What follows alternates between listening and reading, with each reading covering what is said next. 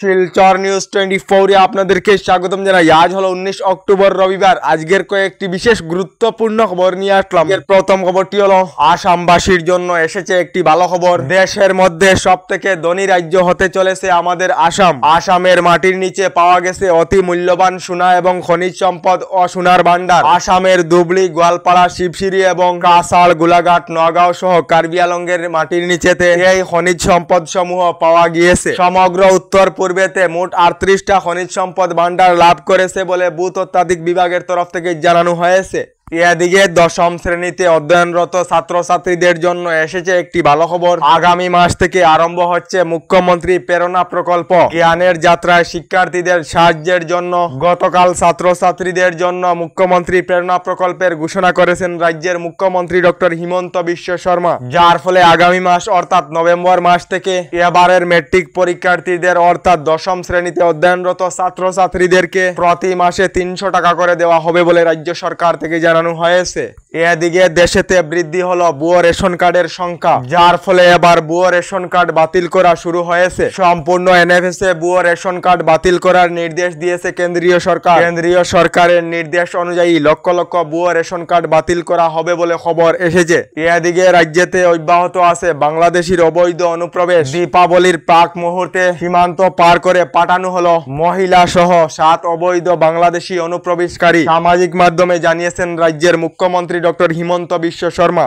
এদিকে এবার থেকে মা বাবাকে অপেক্ষা করালে অথবা মা বাবার সাথে দুর্ব্যবহার করিলে সরকারি কর্মচারীর 10 থেকে 15% বেতন কর্তন করা হবে। তেলেঙ্গানা সরকারের বিধানসভাতে এই বিধায়ক উত্থাপন করা হয়েছে বলে খবর এসেছে। এদিকে রাজ্যের প্রতিজন বিজেপি বিধায়কে সমষ্টিতে নির্মাণ করিবে জুবিন গার্গের প্রতিমূর্তি। তার সঙ্গে প্রতিটি সমষ্টিতে নির্মাণ করা হবে জুবিন গার্গের নামে সঙ্গীত বিদ্যালয়। রাজ্যিক বিজেপির সভাপতি দিলীপ শইকিয়া সংবাদ মাধ্যমে এই ঘোষণা করেছেন বলে খবর এসেছে।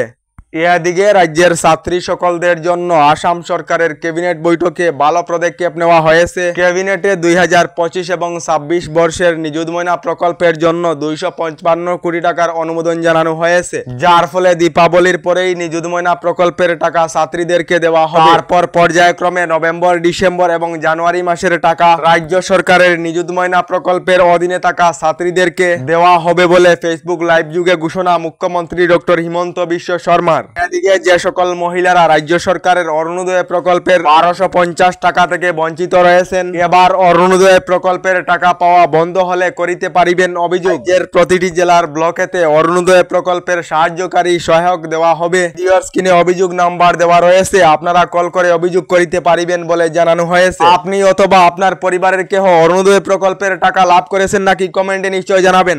এদিকে দেশের কোটি কোটি কৃষকদের জন্য এসেছে একটি ভালো খবর। যে সকল কৃষকেরা প্রধানমন্ত্রী কিষাণ সম্মান নিধি যোজনার অধীনে রয়েছেন, এই সকল কৃষকেরা শীঘ্রই পিএম কিষাণের 21 নং কিস্তির 2000 করে টাকা লাভ করিবেন। ইতিমধ্যে দেশের 4 রাজ্যের কৃষকদেরকে পিএম কিষাণের 21 নং কিস্তির টাকা দেওয়া হয়েছে এবং শীঘ্রই দেশের কৃষকেরা পিএম কিষাণের টাকা লাভ করিবেন বলে খবর এসেছে।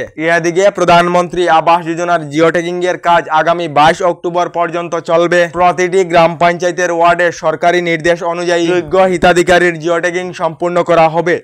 এদিকে নতুন সরকারি গড় নিয়ে এসেছে একটি ভালো খবর। যে সকলেরা নতুন সরকারি গড় লাভ করার জন্য ব্লকের অধীনে থাকা জীবিকা সখীর মাধ্যমে জিওট্যাগ করেছিলেন, তাদের ভেরিফিকেশনের কাজ ইতিমধ্যে চলিতেছে। ভেরিফিকেশনের কাজ সম্পূর্ণ হওয়ার পর নতুন সরকারি গড় লাভ করিবেন। আসামে প্রধানমন্ত্রী আবাস যোজনা অর্থাৎ সরকারি গড়ের জন্য 332 কোটি টাকার অনুমোদন কেন্দ্রীয় সরকার থেকে জানানো হয়েছে। প্রধানমন্ত্রী আবাস যোজনার গড় নিয়ে এই তথ্য জানিয়েছেন গ্রাম উন্নয়ন পঞ্চায়েত মন্ত্রী রঞ্জিত কুমার দাস।